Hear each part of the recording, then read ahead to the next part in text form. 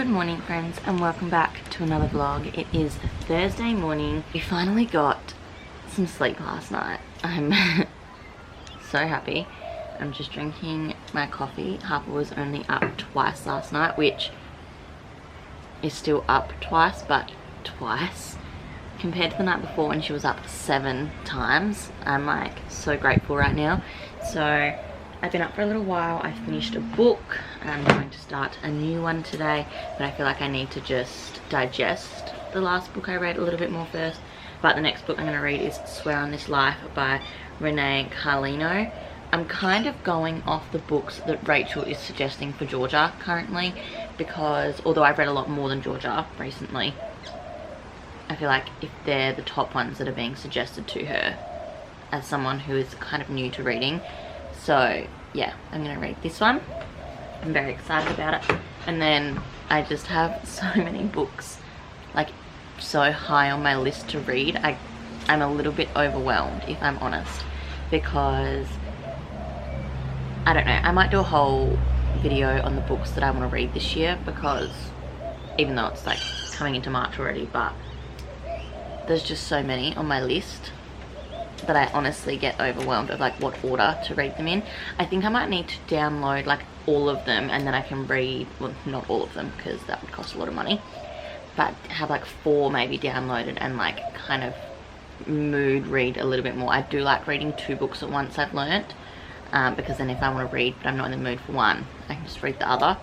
But what I'm going to do now is write my book reviews on the last 2 books that I've read, because I try really hard to keep a bit of a track of what I've read and my thoughts on them, just because otherwise I kind of forget like what books are about really quickly. I feel like once I've read the book I don't remember it when I've then started the next one. So I've got the last 2 books that I need to review. If you don't follow me on Instagram, I actually put up a review every time I read a book. I just put like a couple sentences just saying if I liked it or not and my star rating on it basically. It's a good way of keeping up with what I have read. But I will be obviously bringing out a monthly reads video shortly. Then I'm going to edit. I'm ready for the gym already. I've got my shoes on. I'm all ready to go. So once she wakes, all I need to do is feed her and then we can go. So go to the gym, that is. So yeah, I'm just gonna do a bit of this, a bit of editing. I've got so much to edit because I'm trying to just film all the time, and then I just have so much content to look back at, but it's fine.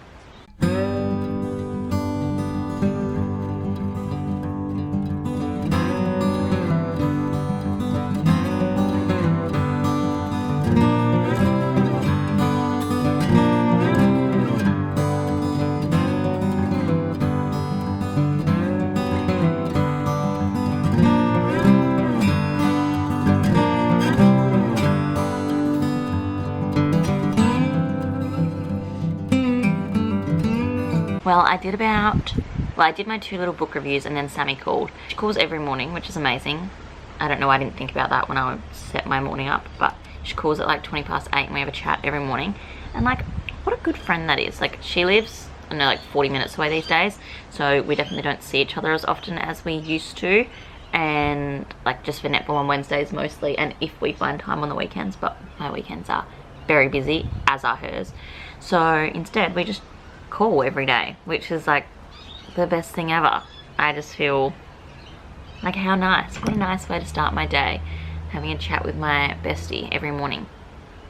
So I've just turned the white noise off for Harper, and it has not woken her up for the first time ever. Usually if I turn the white noise off she's like but she's still asleep, so I'll have to go wake her up in a minute because we've got to leave in about 20, and I like to wake her, feed her, give her a bit of awake time before we head off to the gym. So yeah, it's very, very windy also. And then I think we're just going to clean the house today. Hayden's still home in isolation. I don't know if I mentioned the last video, but he did get a negative rat test. He's had a negative rat test and a negative PCR, so he doesn't have COVID, but still just has to be home till Friday. Okie doke, it is 10 to 11. We've finished at the gym and I've just driven down to the beach for a mum's group. I haven't been to one of these in a little while. I get a bit nervous going to mum's groups just because I'm like super you do you and like open with anyone's parenting techniques, but I always get nervous that other people aren't going to be as much. So I'm going with a girl from the gym, which is great. She's the best. So I feel like good that I'm going with her, and she says the girls are really nice. So fingers crossed. I'm just glad I'm going with someone that I already know and really like, because I just get a little bit nervous. Like, I'm a big extrovert, but I don't know. Am I? People would think I am, because I'm very confident and like bubbly and loud, and I like talking and having chats with people, but I also do get really nervous when I'm meeting new people, and I don't know, I just get nervous. So we're at the most beautiful beach, so I love it down here. I actually used to work down here, so yeah, I'm gonna pop her in the pram and go and mingle with some mums. Oh, I'm a bit nervous. Hopefully there's a coffee truck there, because I'm in desperate need for another coffee. But my gym session was awesome. I had the best time. One of the girls was like, oh my god, that was horrible, and I was like, I found that so fun. So yeah, I'm feeling good, feeling fit, thriving, but nervous. So I'll let you guys know how my mum's group goes.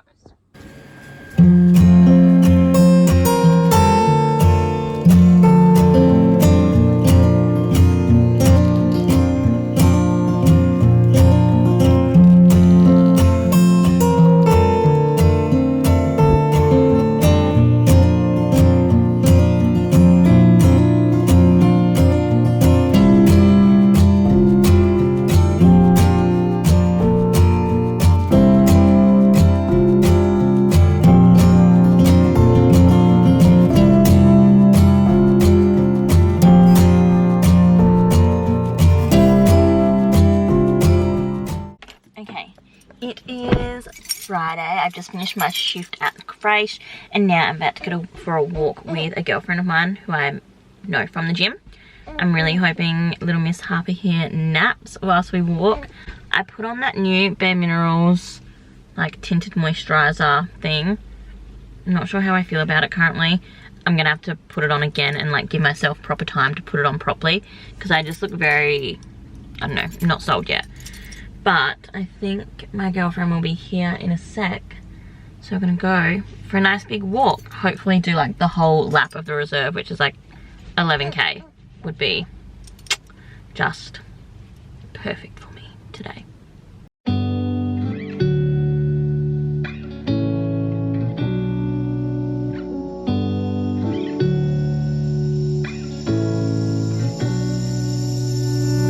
I'm not thinking about the way you keep my world from spinning.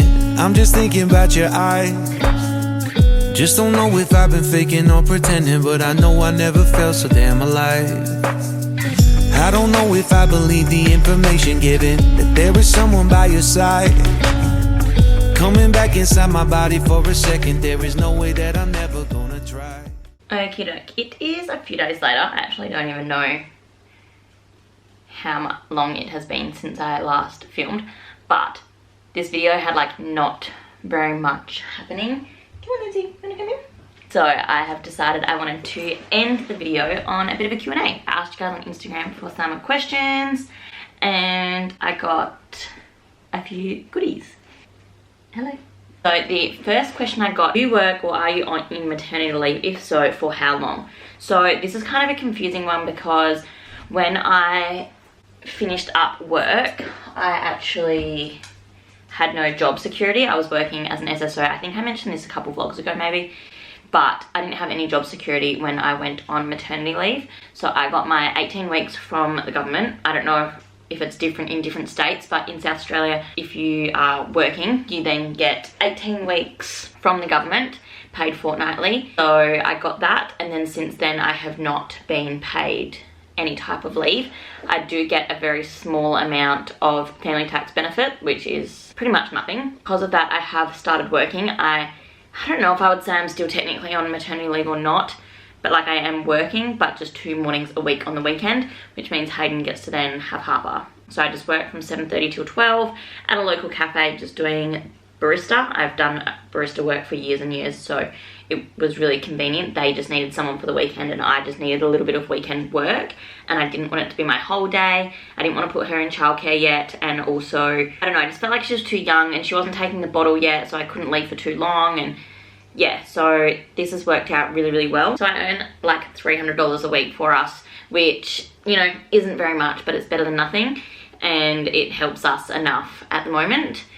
Other than that, we are living off Hayden's wage. So I am very, very, very fortunate that we can afford to do this and that I can take this sort of time off, but also I sort of had no choice because the job that I did have is no longer available because they had to replace me when I went on maternity leave. So yeah, I am working, but not fully. Like, I haven't gone back. Oh, I just undone my maternity bra by accident.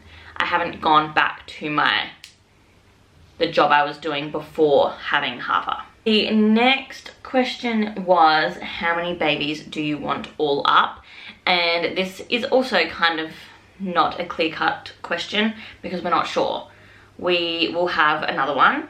As I've mentioned many a time, we do want to get pregnant again this year, and then we aren't really sure if we'll have a third or not. We're not really sure. We've sort of said that once we've had 2, I feel like we'll know if we want a third or not, but we're not, so we're not going to rule out a third, but I think we'll be happy with 2.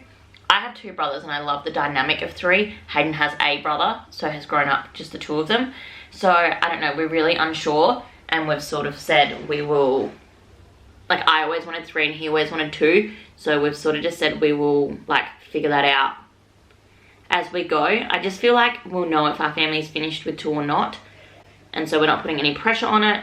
We'll just see how we feel once we've had 2. It might be a few years later that we decide to have a third, or we might just smash it all out, or we might just be happy with 2. We have no idea. Another question I got was, how many books are you trying to read this year? And my aim is to read 50 books this year. I've read 9 so far and I'm on track, or I think I'm ahead.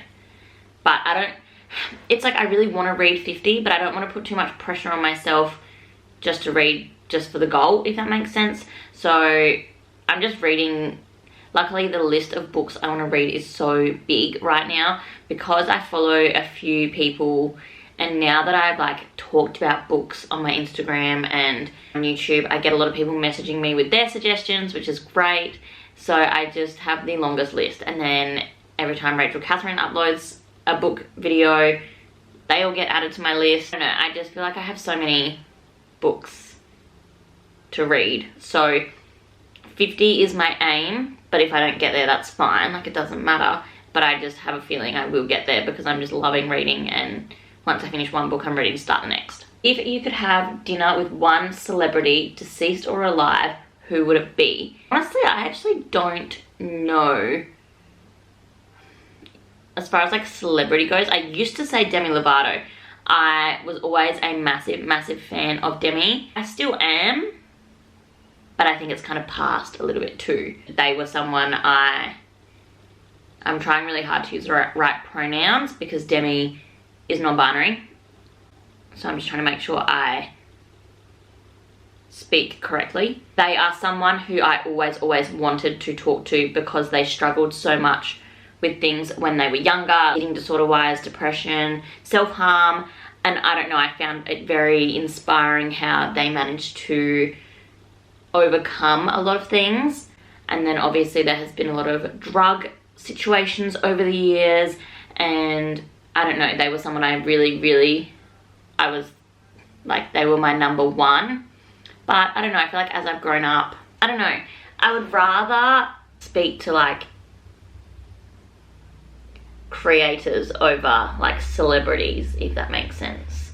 I'd love to sit down with like Zoella. Like, I don't know. I know. That's actually a really tough one. I feel like I need to think about that more.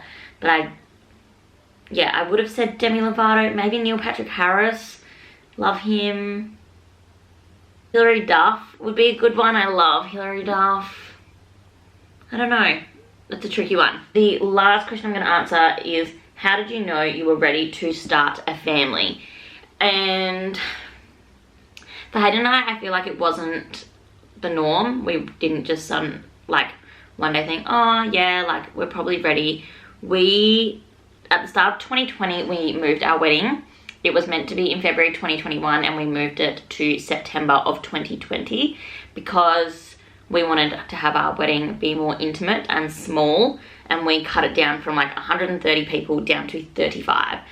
Then obviously the pandemic and stuff was all sort of hitting at that time as well, so none of my family from the UK were going to make it over, and it ended up being the best choice for us. And around that time I had been off the pill for about 6 months. I was on the mini pill for a long time because I get migraines, and we decided that we were not going to always be safe. Now the one time we were not safe, I got pregnant. According to my app, it was actually a time that I was not able to get pregnant. So on my app it said that I was a week after ovulation. I then didn't get my period and turned out I was pregnant, which we had said was fine because we obviously knew the risk. I don't even want to say it's a risk, but like we knew what we were doing, and if we were to get pregnant, that was okay. We sort of said, leave it up to the universe. If it happens, it happens.